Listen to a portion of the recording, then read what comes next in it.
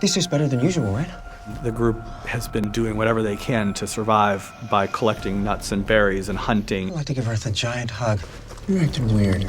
I feel weird, but in a good way.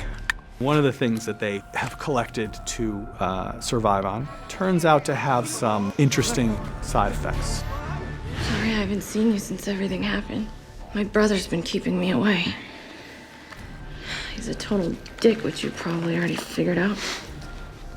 You do understand me. I knew it.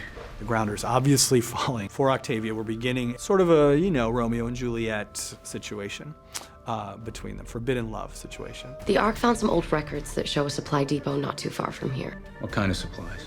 The kind that might give us a chance to live through winter. There is a FEMA bunker where they may get some survival gear.